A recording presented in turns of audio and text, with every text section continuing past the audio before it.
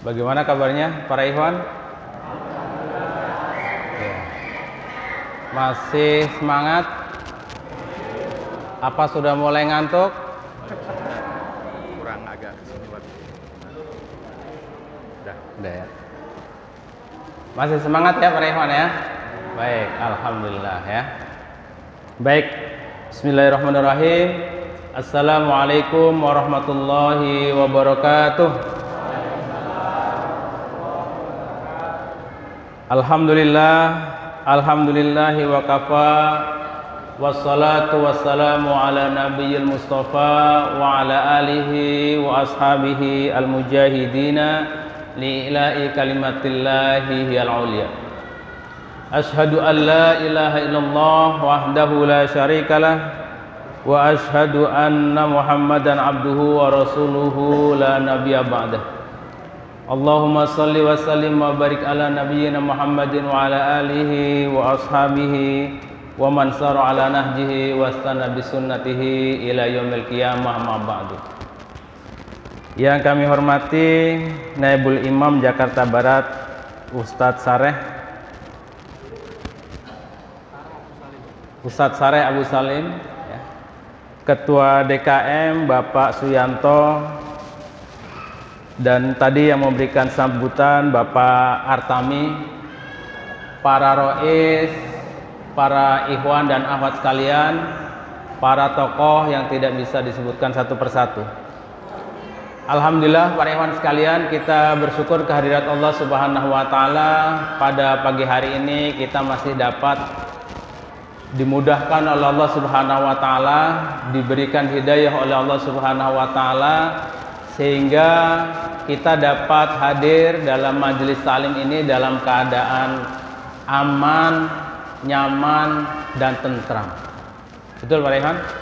Alhamdulillah ya. Selanjutnya salawat serta salam semoga Allah limpahkan kepada Nabi kita Nabi Muhammad SAW beserta keluarganya, para sahabatnya, serta seluruh pengikutnya, dan mudah-mudahan kepada kita sekalian. Para ikhwan sekalian, tadi sudah disampaikan banyak materi oleh pembicara sebelumnya, sudah disinggung tentang bagaimana kondisi Palestina ya. Informasi yang saya dapat tadi malam dari laporan ikhwan kita yang ada di Mercy di jalur Gaza, di rumah sakit Indonesia di sana ya. Itu kondisinya sudah sangat memprihatinkan. Korban sudah terus berjatuhan, rumah sakit sudah sesak, kemudian bahan pangan itu sudah sangat menipis ya. Bahkan tim medis dan non medis di rumah sakit Islam di Gaza itu yang jumlahnya 150 orang kurang lebih, itu hanya mendapatkan jatah makan siang hanya sekali dalam satu hari ya. Jadi kalau pagi ya paling ngemil makanan cemilan yang ada, mungkin biskuit atau kurma ya.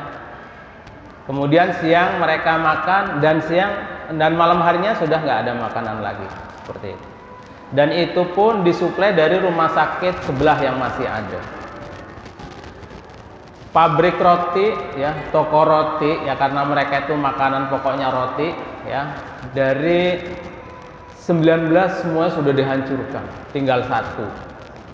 Sehingga bahan makanan harganya naik sampai 300%, bahkan lebih. Nah, ini kondisi yang sangat memprihatinkan para ikhwan sekalian bagi saudara-saudara kita di Gaza. Para ikhwan sekalian, mungkin atas dasar itu maka panitia memberikan tema kepada kami, yaitu meningkatkan ukhuwah Islamiyah antar bangsa ya. Meningkatkan kekuatan ya. Berarti di sini ada 2 poin ya. Ada 3 poin para ikhwan dalam tema ini. Yang pertama adalah ukhuwah Islamiyah. Yang kedua, bagaimana meningkatkan ukhuwah Islamiyah. Yang ketiga, bagaimana meningkatkan ukhuwah Islamiyah antar bangsa. Nah, ini konteksnya konteksnya khususnya adalah kepada saudara-saudara kita yang saat ini sedang dizolimi, yaitu di mana Pak Rehan? Di Palestina, khususnya di jalur Gaza. Para hewan sekalian, kalau kita kaji dari sisi bahasa, ya, ukhuwah Islamiyah ini bahasa yang sudah sangat familiar di kalangan kita, betul Pak Rehan? Semuanya sudah pasti pernah mendengar, tapi apa sih artinya ukhuwah Islamiyah? Ada yang mengartikan ukhuwah sesama kaum muslimin, betul Pak Rehan? Ada yang mengartikan ukhuwah Islamiyah adalah ukhuwah yang didasarkan pada aturan-aturan Islam. Nah ya, jadi ada yang menafsirkan begitu. Tapi kalau ditinjau dari ilmu nahwu sorof, nih Pak Rehan ya, dulu saya pernah di pesantren jadi agak ngerti nahwu sorof dikit-dikit. Ukhuwah Islamiyah yaitu ukhuwah yang berarti persaudaraan yang bersifat Islamiyah. Nah, jadi sifatnya adalah Islamiyah, ya, persaudaraan yang didasari atas dasar nilai-nilai Islam. Jadi lebih luas mana para ikhwan? Lebih luas yang pertama ini atau yang tadi, persaudaraan sesama kaum muslimin? Lebih luas mana? Lebih luas yang pertama, persaudaraan yang didasarkan atas nilai-nilai Islam. Maka kalau kita tinjau, kita lihat dari pengertian ini, ukhuwah Islamiyah itu sifatnya rahmatan lil alamin. Sebagaimana Allah Subhanahu wa taala berfirman, "Wa ma arsalnaka illa rahmatan lil alamin." Ya, ibu-ibu sudah hafal semua Bu ya? Ya, sudah hafal semua. Wa ma arsalnaka illa rahmatan lil alamin. Tidaklah kami mengutus engkau wahai Muhammad kecuali untuk memberi rahmat kepada seluruh alam. Jadi bukan rahmatan lil mukminin saja, enggak Pak Rehan. Rahmatan lil muslimin saja enggak, ya. Tapi rahmatan lil alamin. Yang mendapatkan rahmat dari adanya Islam itu seluruh alam. Jelas Pak Rehan? Nah, maka para ulama atas dasar ini membagi ukhuwah ya ke dalam 4 kategori. Ini saya bikin makalah, ini sebenarnya makalah belum jadi Pak Rehan ya. Saya minta di print untuk saya sendiri, tapi sudah di print banyak ya, nggak apa-apa ya. Maka nanti kalau ada hal-hal yang kurang nyambung ya mohon maaf karena belum finish ya. Nah, maka berdasarkan ayat ini ya, ukhuwah itu yang pertama adalah ukhuwah kholqiyah. Ukhuwah kholqiyah itu artinya adalah ukhuwah berdasarkan sesama makhluk Allah Subhanahu wa taala. Itu ukhuwah. Ya. Jadi semua yang ada di muka bumi ini yang merupakan makhluk Allah Subhanahu wa taala itu adalah bersaudara. Ya. Kita yang ada di bumi sebagai manusia dengan tumbuh-tumbuhan kita bersaudara. Dengan hewan kita bersaudara. Dengan makhluk yang ada di angkasa kita bersaudara. Ya. Bapak-bapak, ibu-ibu mau bersaudara dengan hewan, Bu? Kata Rasul itu saudara, itu ukhuwah. Ya.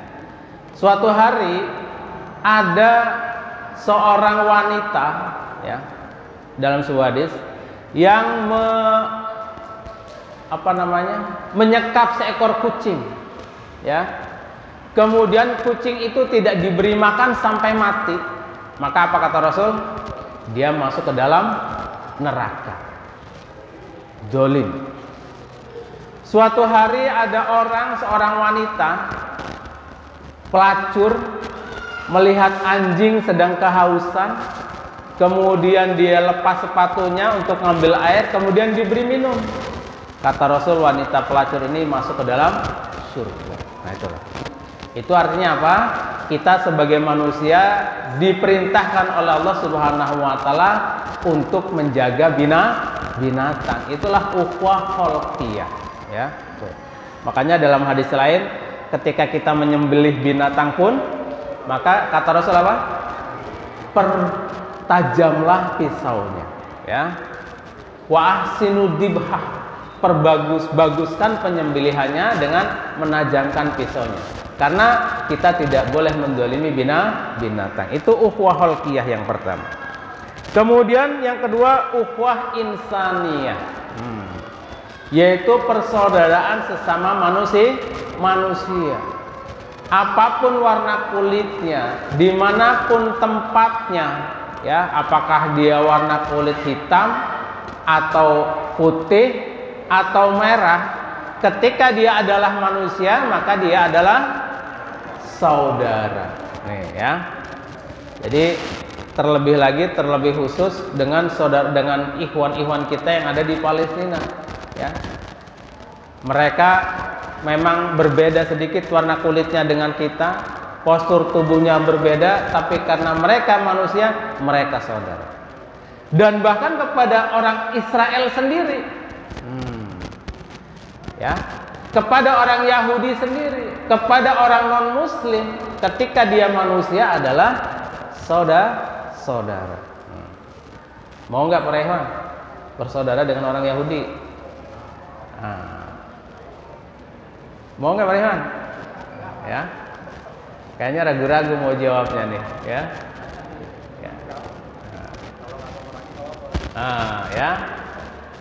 Ya.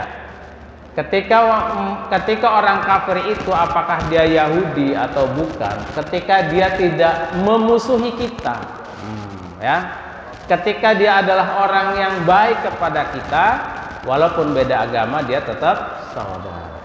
Kecuali yang memerangi, ya. Kalau yang memerangi kata Rasul asyidda'u alal kufar, bersikap berlaslah kepada orang-orang kufar.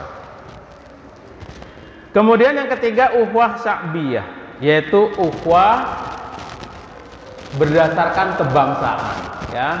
Kita orang Indonesia bersaudara walaupun kita beda suku, beda agama. Selama dia orang Indonesia, kita saudara sesama bangsa Indonesia, dan seterusnya. Dan yang keempat, ya, ukhuwah Islamiyah atau ukhuwah imaniyah.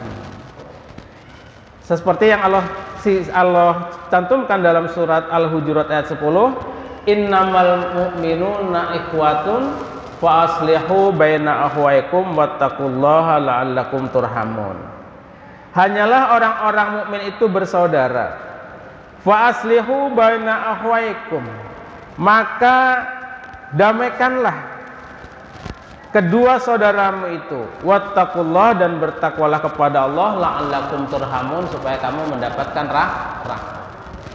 Kalau kita balik dari belakang para ikhwan, ya, ayat ini di akhir ayatnya Allah berfirman la'allakum turhamun, supaya kamu mendapatkan rahmat Allah Subhanahu wa ta'ala. Maka, ya, yang harus dilakukan ada dua hal. Ya, dua hal para ikhwan. Yang pertama, wattaqullah, bertakwalah kepada Allah. Nih, kalau kita mau mendapatkan rahmat Allah Subhanahu wa ta'ala. Kemudian yang kedua, ikhwah, bersaudara. Innamal mu'minuna ikhwatun fa aslihu baina akhwaikum. Ya.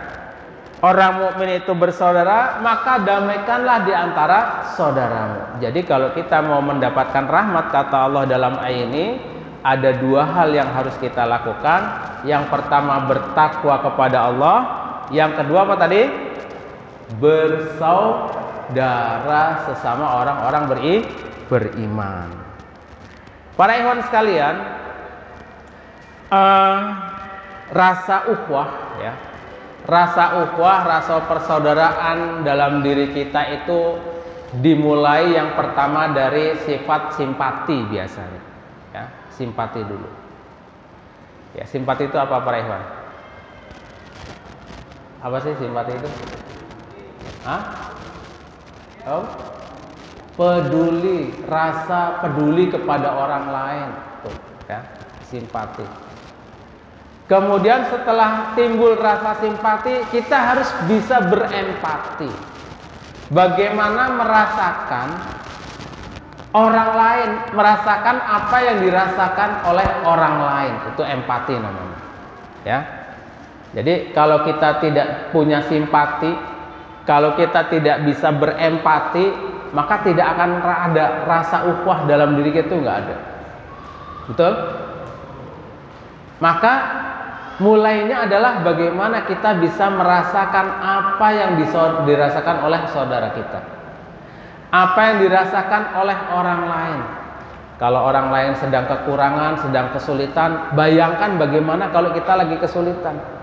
Nah, ya, ada ikhwan pagi-pagi salam, assalamualaikum, ikhwan, ya, saya sudah ditagih kontrakan, sudah 3 kali datang nagih saya, tapi saya belum bisa bayar, belum punya uang.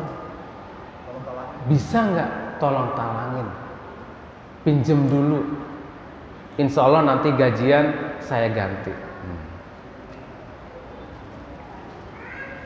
Kalau kita tidak punya rasa empati, ya, kira-kira kita bisa nggak memberikan bantuan kepada saudara kita, Pak Rehan? Nggak bisa. Ya, yang ada dalam dirinya adalah hari ini saya lagi butuh. Hari ini saya juga mau bayar cicilan motor, mau bayar sekolah anak, dan seterusnya dan seterusnya. Mohon maaf ya. Nah, itu kalau kita tidak punya rasa empati. Maka yang harus dibangun untuk meningkatkan rasa ukhuwah di antara kita, maka harus kita bangun adalah rasa empati dalam diri kita terlebih dahulu. Maka tadi hadis yang disampaikan oleh Ustadz Ubaidillah, la yu'minu ahadukum hatta yuhibba li ahihi ma yuhibbu li nafsi. Ya, tidak beriman salah seorang kamu sehingga dia mencintai saudaranya seperti mencintai diri sendiri. Tuh, Masya Allah, Pak Raihan, ya. Nah ini Pak Raihan, kira-kira mudah apa susah nih? Hah? Mudah apa gampang? Mudah sama gampang sama ya Pak Raihan, ya? Nah ini Pak Raihan sekalian, untuk menumbuhkan ukhuwah yang harus kita bangun adalah bagaimana kita bisa berempati kepada saudara-saudara kita yang sedang membutuhkan bantuan, ya. Kemudian yang berikutnya, kalau sudah ada simpati, ada empati, maka tahapan berikutnya adalah ta'awun, saling tolong menolong. Ya, apa yang bisa kita bantu kepada saudara kita yang sedang membutuhkan? Ya, wa ta'awanu 'alal birri wat taqwa wa la ta'awanu 'alal ismi wal udwan. Saling tolong menolonglah kamu dalam kebaikan dan takwa, dan janganlah saling tolong menolong dalam dosa dan permusuhan. Nah ini tingkatan yang paling tinggi, ya, tingkatan yang paling tinggi dalam tolong menolong itu adalah yang disebut dengan ihsan. Dalam bahasa Arabnya disebut dengan ihsan. Kalau dalam bahasa populernya disebut dengan altruism. Ya, jadi berpikir, berusaha mementingkan orang lain melebihi dirinya sendiri, itulah namanya ihsan. Ya, jadi kalau kayak tadi pagi-pagi ada orang datang minta tolong pinjam duit, ya kan? Ikhwan, saya butuh dibantu, pinjam duit 300.000 buat bayar kontrakan. Saya juga mau bayar cicilan motor 300.000, ya, tapi masih bisa bulan depan. Nah, masih bisa diatur bulan depan. Saya sudahlah buat kamu dulu, nggak apa-apa. Nah ini, ya, ini namanya ihsan, mendahulukan, mementingkan orang lain daripada dirinya sendiri. Nah, ini ayatnya para ikhwan sekalian, ya. Kita baca bersama-sama, ya. Halaman pertama paling bawah. Kita baca bareng-bareng ya Bu ya. A'udzu billahi minasy syaithanir rajim. Ayo.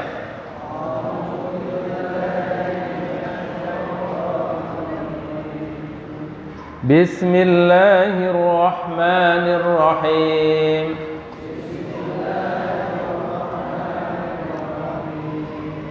Walladzina tabawwa'ud dar wal iman.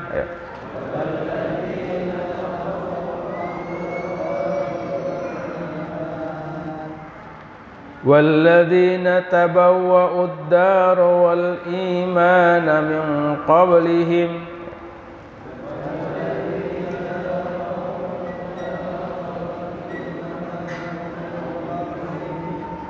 yuhibbuna man hajara ilaihim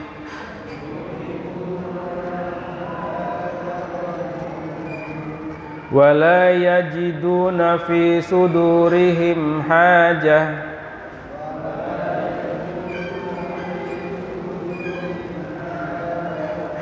mimma utu wa yusiruna ala anfusihim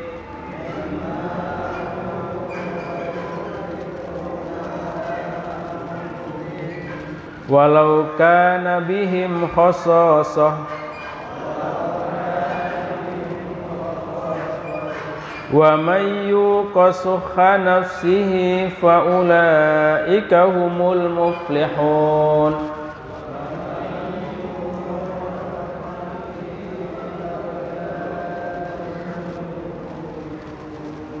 Ya, boleh ya. Orang-orang Ansor, ya, orang-orang Ansor, walladzina tabawwa'ud dar wal iman, orang-orang Ansor yang telah menempati kota Madinah dan beriman sebelum kedatangan orang-orang Muhajirin. Nah, ini ayat ini mengisahkan antara siapa ibu-ibu? Antara orang Ansor dan orang Muhajirin, ya. Ya? Iya, orang yang asli dan pendatang. Orang Muhajirin itu orang yang hijrah dari Mekah ke Madinah. Orang Ansor adalah orang-orang Madinah yang beriman kepada Rasulullah yang memberikan pertolongan kepada orang-orang yang hijrah. Orang-orang Ansor yang telah menempati kota Madinah dan beriman sebelum kedatangan Muhajirin mencintai orang yang berhijrah ke tempat mereka. Maksudnya orang Ansor mencintai orang-orang Muhajirin. Mereka tidak mendapatkan keinginan di dalam hatinya terhadap apa yang diberikan kepada Muhajirin. Ya. Mereka mengutamakan orang-orang Muhajirin daripada dirinya sendiri, meskipun mempunyai keperluan yang mendesak. Ya, walaupun orang Ansor juga sebenarnya memiliki keperluan, tapi orang-orang Ansor itu lebih mengutamakan siapa? Orang-orang Muhajirin. Siapa yang dijaga dirinya dari kekikiran, itulah orang-orang yang beruntung. Nah, ya, asbabul nuzul ayat ini, para ikhwan sekalian, ini ada 3 riwayat, ya. Yang saya cantumkan di sini hanya 2 riwayat. Ibnu Munzir meriwayatkan dari Zaid ibnul Asham bahwa suatu ketika orang-orang Ansor berkata, wahai Rasulullah, nih para ibu, para ikhwan sekalian perhatikan, berikanlah sebagian dari tanah yang kami miliki ini kepada saudara-saudara kami, yaitu kaum Muhajirin. Ya, jadi setelah orang-orang Muhajirin hijrah ke Madinah, orang Ansor langsung datang kepada Rasulullah menyampaikan, ya Rasulullah, berikanlah sebagian dari tanah yang kami miliki ini kepada saudara-saudara kami orang Muhajirin. Rasulullah SAW lalu menjawab, nggak usah. Akan tetapi kalian cukup menjamin kebutuhan makan mereka serta memberikan setengah dari hasil panen kalian. Adapun tanahnya maka ia tetap menjadi hak milik kalian. Nah, kemudian orang Ansor itu lalu menjawab, ya kami menerimanya. Kemudian Allah Subhanahu wa taala menurunkan ayat tersebut. Nih. Para ikhwan sekalian, yang perlu kita garis bawahi di sini ada beberapa poin. Yang pertama, bahwa orang Ansor itu begitu mencintai saudara-saudaranya orang-orang Muhajirin, ya. Mereka bisa bersimpati, mereka bisa berempati dan bahkan sampai dalam tingkat isar. Apa tadi isar, Pak Rehan? Mendahulukan orang lain daripada dirinya sendiri. Maka dia tidak segan-segan datang kepada Rasulullah, ya Rasulullah, berikan sebagian tanah kami kepada orang-orang Muhajirin. Kira-kira para ikhwan kalau ditawarin kayak gitu gimana para ikhwan? Hah? Alhamdulillah, jazakallah khair. Kan gitu. Itu. Semangatnya para ikhwan, semangatnya orang-orang Ansor adalah semangat membantu, semangat memberi, semangat menolong kepada orang-orang Muhajirin. Itulah ukhuwah. Ini yang pertama. Kemudian yang kedua, ya, ketika dia menyatakan kepada Rasulullah, kemudian Rasulullah Shallallahu Alaihi Wasallam menjawab, tidak, kata Rasul. Cukup bagimu berikan makan kepada mereka, berikan hasil kebunmu setengahnya untuk mereka, tanahnya tetap menjadi milikmu, kata Rasul. Lalu apa kata mereka? Mereka orang Ansar jawabnya apa? Iya, sami'na wa ata'na. Inilah mentalnya para sahabat, para ikhwan. Yang pertama adalah mental memberi, mental berbagi, mental membantu, dan yang kedua selalu sami'na wa ata'na kepada Rasulullah sallallahu alaihi wasallam. Walaupun para sahabat pada saat itu semangat membantunya sangat tinggi, tapi kata oleh Rasul kan ditolak. Tanahnya buat kamu saja, kata Rasul. Cukup kamu bagi hasilnya saja untuk mereka. Mereka sami'na wa ata'na. Ini para ikhwan sekalian, ya. Nah, ini riwayat yang pertama. Nah, para ikhwan sekalian, terkait dengan riwayat ini, ya, ada satu kisah ketika para kaum Muhajirin itu sedang hijrah ke Madinah. Rasulullah Shallallahu Alaihi Wasallam itu mempersaudarakan, ya, satu orang muhajir dipersaudarakan dengan satu orang Ansor. Dipersaudarakan, diperlakukan sama seperti saudara kandung. Salah satunya adalah yang sangat terkenal, yaitu siapa? Abdurrahman bin Auf. Dipersaudarakan dengan seorang sahabat yang bernama Sa'ad bin Rabi'ah, ya. Kemudian saat ini menawarkan 3 hal kepada Abdurrahman bin Auf. Wahai Abdurrahman, ya, saya punya rumah 2, ya, ambil 1 untukmu. Pak Tego kalau tawarin gini gimana? Alhamdulillah, jazakallah khair, ya Ikhwan, jazakallah khair, dah gitu dah, ya. Nah, cium tangan dah, ya, cium tangan. Ditambah lagi, saya punya kebun 2, ambil 1 untukmu. Jazakallah khair. Kalau kita gitu, saya punya istri 2, mana yang kamu suka pilih, saya ceraikan, nanti kamu nikahi. Kira-kira ditanya gitu, Pak Tego gimana, Pak Tego? Nggak berani jawab nih Pak Tego. Yang ketiga nggak berani jawab, ada yang di belakang soalnya takut ya. Takut sama yang di belakang. Yang menarik apa para ikhwan sekalian? Abdurrahman bin Auf menjawabnya apa? Ya, terima kasih atas tawaran Anda. Cukup bagiku, tunjukkan jalan menuju ke pasar. Ya, zulani ilasu. Tunjukkan kepada kami jalan menuju pasar. Itulah Abdurrahman bin Auf. Nah, kemudian betul ditunjukkan jalan menuju pasar. Abdurrahman bin Auf di situ berdagang, dagang minyak samin, ya. Kemudian mendapatkan keuntungan yang banyak. Gak lama kemudian Rasul melihat bahwa Abdurrahman bin Auf itu pakai pakaian-pakaian spesial yang menandakan habis menikah. Maka kemudian Rasul bertanya, wahai Abdurrahman, apa yang terjadi padamu? Ya Rasulullah, saya baru saja menikahi wanita Ansor. Apa mahar yang kau berikan? Saya memberikan mahar emas sebesar biji kurma. Kira-kira berapa gram Pak Ade? Sebesar biji kurma. Nah, itu ya lebih lah ya.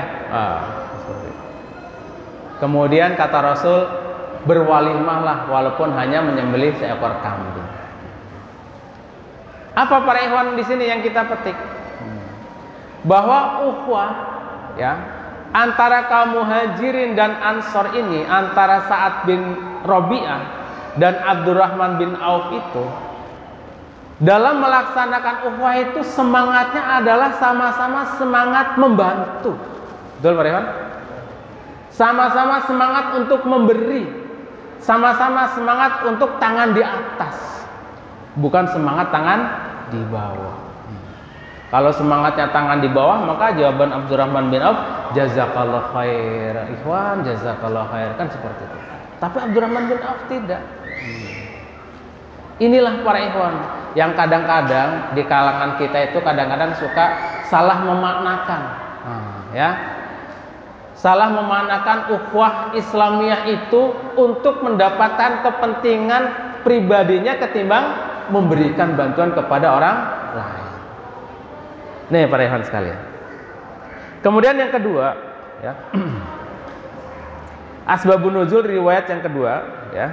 Imam Bukhari meriwayatkan dari Abu Hurairah yang berkata, suatu hari seseorang datang kepada Rasulullah seraya berkata, wahai Rasulullah, sekarang ini, ya, ini ada yang datang kepada Rasulullah, ya. Kemudian mengadu kepada Rasulullah, wahai Rasulullah, sekarang ini saya sangat kelaparan, ya. Rasulullah lalu kemudian menanyakan kepada istri-istrinya, apakah memiliki persediaan makanan. Datang istrinya kepada Aisyah, kepada Ummu Salamah, dan seterusnya.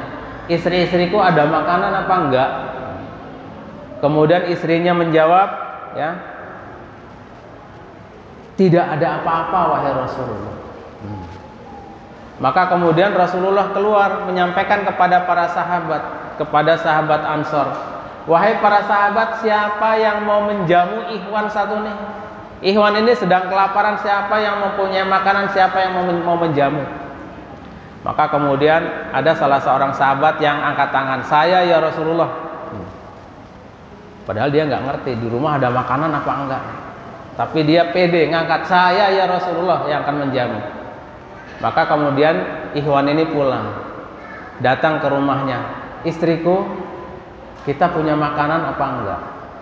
Saya sudah berjanji kepada Rasulullah untuk menjamu ikhwan yang sedang kelaparan. Kemudian kata istrinya, kita tidak mempunyai apa-apa kecuali hanya makanan untuk anak kita. Ya sudah, kalau begitu. Kalau begitu, anak kita tidurkan saja. Ya. Kita tidurkan saja. Makanan yang untuk anak kita berikan untuk tamu kita ikhwan yang sedang kelaparan. Nah, kalau kita menyajikan tamu, kemudian tamu makan, kita nggak makan, kira-kira tamu rasanya gimana? Enak nggak? Nggak enak. Maka kata orang Ansor tadi, kalau bahasa kita mah begitu ya. Kita hidangkan untuk tamu, kemudian matikan lampunya. Maka dengan dihidangkan, kemudian lampu dimatikan, Ikhwan yang kelaparan tadi makan dengan lahapnya. Dia tidak akan melihat bahwa tuan rumah tidak makan. Ya. Keesokan harinya peristiwa itu diceritakan. Dia datang kepada Rasulullah. Ya, Rasulullah tahu peristiwa itu karena diinfokan oleh malaikat Jibril. Maka kemudian Rasul berkata, Allah Subhanahu wa taala tersenyum melihat kalian. Maka kemudian turunlah ayat ini yang mengisahkan bahwa orang Ansor itu bahkan rela kelaparan pada malam harinya demi siapa tadi? Demi sahabatnya, demi saudaranya yang lain. Rela anaknya lapar, tidur sambil keadaan lapar demi saudaranya yang lain. Inilah yang disebut dengan apa tadi? Isar. Nah ini para ini tingkatan ukhuwah yang sudah paling tinggi itu adalah isar. Satu peristiwa lagi ya yang sangat menarik dan sangat menginspirasi bagi kita. Ketika terjadi perang Yarmuk. Para ikhwan pernah mendengar kisah perang Yarmuk? Hah? Ada yang pernah dengar perang Yarmuk? Perang Yarmuk itu adalah peperangan yang terjadi di masa siapa, Pak Ikhwan? Ya, perang Yarmuk. Yarmuk itu posisinya kalau kita melihat peta itu Saudi Arabia bagian utara, ya, sudah lebih mendekat ke Iran. Itu Yarmuk. Nah, pada masa akhir kekhalifahan Abu Bakar As-Siddiq, itu dakwah Islam itu sudah ke arah utara, mengarah ke Masjidil Aqsa. Maka ketika akhir masa kekhalifahan Abu Bakar mengarahkan pasukannya, dakwahnya ke utara sampai ke Yarmuk. Waktu itu Yarmuk itu masih menjadi wilayahnya Romawi. Jadi Romawi itu wilayahnya termasuk Syam, ya, Iran, Irak, sampai Libanon, sampai Suriah, sampai Palestina, sampai Sudan, sampai Yordan, ya. Itu masuk wilayah kerajaan Romawi. Dan masa akhir kekhalifahan Abu Bakar itu sudah sampai ke Yarmuk dakwahnya. Pada perang Yarmuk, pada masa perang Yarmuk ini, para ikhwan sekalian, di akhir masa kekhalifahan Abu Bakar, di tengah-tengah pertempuran Abu Bakar meninggal dunia. Maka dilanjutkanlah dengan khalifah yang berikutnya, yaitu Umar bin Khattab. Jumlah tentara kaum muslimin waktu itu 34.000. Tentara Romawi 134.000. Bedanya berapa? Beda 100. Kalau 100 orang sih mendingan 100.000 orang, Pak. Kira-kira menang yang mana, para ikhwan? 134.000 dengan 34.000, Bu. Kira-kira menang yang mana, Bu? Hah? Nah, mungkin kalau perhitungan kita manusia yang akan menang 134.000. Ya. Nah, di situ ada 3 tokoh, para ikhwan sekalian, yang berjuang dengan amat sangat hebatnya. Yang pertama adalah siapa namanya? Ikrimah bin Abi Jahal. Kemudian yang kedua Suhail bin Amr. Ya. Di sini ada, para ikhwan. Ya.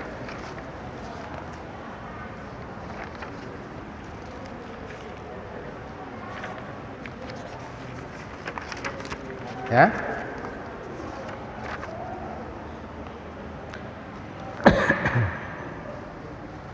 Ya. Yang pertama Ikrimah bin Abi Jahal, yang kedua Haris bin Hisam, dan yang ketiga Suhail bin Amr. Dalam riwayat lain disebutkan Ayas. Ya. Pertempuran yang sangat sengit luar biasa, ya, dengan dipimpin oleh Khalid bin Walid yang kemudian diganti oleh Umar bin Khattab dengan Sa'ad bin Abi Waqqas, ya. Dengan izin Allah, dengan kesungguhan kaum muslimin, tekad yang sangat kuat, ya, dan semboyan kaum muslimin kalau perang apa, Pak Iwan? Ya, menang atau mati syahid. Jadi tidak ada takutnya mereka. Maka dengan izin Allah Subhanahu wa taala, yang 34.000 bisa memenangkan yang 134.000. Setelah tentara Romawi itu lari tunggang langgang, ya, dengan korban kematian ribuan orang, ya. Kalau nggak salah sekitar 50.000 yang meninggal tentara Romawi, kaum muslimin 3.000 orang. Di antara yang 3.000 ada 3 tokoh. Yang pertama tadi siapa? Ikrimah bin Abi Jahal. Kemudian yang kedua Haris bin Hisham. Kemudian yang ketiga Suhail bin Amr, dalam riwayat lain Ayyas, ya. 3 orang ini terluka parah, Pak Rehan. Ya, terluka parah. Kondisinya sangat-sangat namanya orang terluka parah gimana sih? Sangat kritis. Dalam keadaan kritis dan kekurangan bahan makanan, kekurangan air minum, hanya ada segelas air. Segelas air itu kemudian diberikan kepada Ikrimah. Ketika sampai di tangan Ikrimah, Ikrimah mendengar bahwa saudaranya di sebelahnya, yaitu Haris bin Hisham, sedang merintih kehausan. Maka kata Ikrimah apa? Berikan kepada Haris bin Hisham. Ketika sampai di tangan Haris bin Hisham, Haris juga sedang mendengarkan. Di sebelahnya ada seorang sahabat lagi, Suhail bin Amr, sedang merintih kehausan. Maka kemudian kata Haris, berikan kepada Suhail. Suhail pun tahu bahwa air ini tadi sudah dari orang pertama, dari Ikrimah, pindah kepada yang kedua. Siapa? Haris bin Hisham. Begitu sampai di tangan Suhail, kata Suhail, berikan kepada Ikrimah, dibalikin lagi. Kemudian setelah dibawa air itu diberikan kepada Ikrimah, ternyata Ikrimah sudah syahid. Kemudian air itu dibawa lagi kepada siapa yang kedua? Haris bin Hisham, ternyata Haris bin Hisham sudah syahid. Kemudian ketika air itu dibawa lagi kepada yang terakhir, siapa tadi, Pak? Suhail bin Amr, ternyata Suhail pun sudah syahid. Masya Allah. Ya, ya. Insyaallah mereka ya. Nah, inilah para ikhwan sekalian yang dalam ayat ini disebut dengan apa tadi? Isar, ya. Bagaimana kecintaan para sahabat itu lebih mengutamakan orang lain ketimbang dirinya sendiri, Masya Allah, ya. Para ikhwan sekalian, untuk bisa meningkatkan persaudaraan antar bangsa, ya, maka yang harus kita kuatkan adalah bagaimana persaudaraan internal kita. Kita tidak bisa meningkatkan ukhuwah antar bangsa dengan orang yang jauh di sana kalau kepada yang dekat saja kita tidak bisa meningkatkan ukhuwah di antara kita. Tuh, ya. Maka ukhuwah di antara kita, ya, harus kita tingkatkan. Ya, tadi Ustadz Ubaidillah sudah memberikan tipsnya untuk meningkatkan persaudaraan di antara kita dengan beberapa hal, ya. Maka saya juga menambahkan, yang pertama yang harus kita tingkatkan di kalangan kita adalah silaturahim, para ikhwan, ya. Ini silaturahim karena kita orang kota, ya, pekerja dari pagi, berangkat pagi, pulang sore, ya. Itu sehingga kita minim silaturahim. Padahal silaturahmi itu sangat mendekatkan ukhuwah di antara kita, ya. Maka perbanyaknya silaturahim. Kata Rasulullah, ya, silaturahim itu bahkan bisa melapangkan rezeki dan memperpanjang umur. Nah, itu para ikhwan sekalian. Nah, kemudian para ikhwan, ya, selain silaturahim juga tolong menolong. Hadis tentang tolong menolong itu sangat banyak. Bahkan Rasulullah Shallallahu Alaihi Wasallam mengajarkan kepada kita sampai ke hal-hal yang kecil, para ikhwan. Hal-hal yang teknis Rasul mengajarkan. Dalam sebuah hadis Rasul bersabda, tahadu tahabbu. Saling memberi hadiahlah kamu, niscaya kamu akan saling mencintai. Dalam hadis lain Rasul bersabda, idza tabahta marraqatan fa'aksir ma'aha wa ta'ahajjironaka. Kalau masak sayur, kata Rasul, perbanyak kuahnya supaya kamu bisa berbagi kepada tetanggamu. Itu sampai begitu Rasul mengajarkan untuk membangun ukhuwah, menanamkan rasa kecintaan kepada saudara kita sampai kepada hal-hal yang kecil. Seperti itu diajarkan oleh Rasulullah Shallallahu Alaihi Wasallam. Yang terakhir para ikhwan sekalian, semangat ukhuwah ini, ya, ini masih banyak materi tapi waktunya sudah habis, ya. Maka semangat ukhuwah, ya, adalah yang pertama akan menghasilkan semangat memberi, kemudian semangat untuk melaksanakan perintah zakat, infak, sedekah. Jadi ketika kita para ikhwan sekalian mendapatkan rezeki dari Allah Subhanahu wa taala, ya, maka kita segera ingat saudara-saudara kita yang membutuhkan, ya. Kita ingat kepada saudara-saudara kita yang membutuhkan, berarti ada hak dari rezeki yang kita miliki. Hak siapa? Orang lain. Wa fi amwalihim haqqun lis-sa'ili wal mahrum. Pada harta mereka ada hak bagi orang-orang yang meminta-minta dan ada hak bagi orang yang menjaga diri. Nah ini para ikhwan. Maka semangat ukhuwah ini hendaknya bisa menimbulkan tadi, ya, isar, kemudian bagaimana meningkatkan semangat untuk menunaikan zakat, infak, sedekah para ikhwan sekalian. Nah para ikhwan sekalian, yang kedua, selain kemudian meningkatkan semangat untuk melaksanakan zakat, infak, sedekah, ya, dengan ukhuwah inilah kita bisa berupaya untuk menyatukan kaum muslimin. Karena kita tidak akan bisa bersatu kalau tidak ada ukhuwah di dalamnya. Ya, dengan adanya ukhuwah Islamiyah inilah kita akan bersatu insya Allah. Khususnya ketika kita saat ini sedang menghadapi situasi yang sangat kritis di kalangan saudara-saudara kita yang ada di Palestina, di Gaza, ya, mudah-mudahan dengan semangat isar tadi dapat memudahkan kita untuk membantu saudara-saudara kita yang ada di jalur Gaza, Palestina. Para ikhwan sekalian, waktunya sudah habis. Ini saja yang dapat saya sampaikan. Mudah-mudahan bermanfaat bagi diri saya dan bagi para hamba sekalian. Al-afu minkum wabillahi taufiq wal hidayah. Wassalamualaikum warahmatullahi wabarakatuh.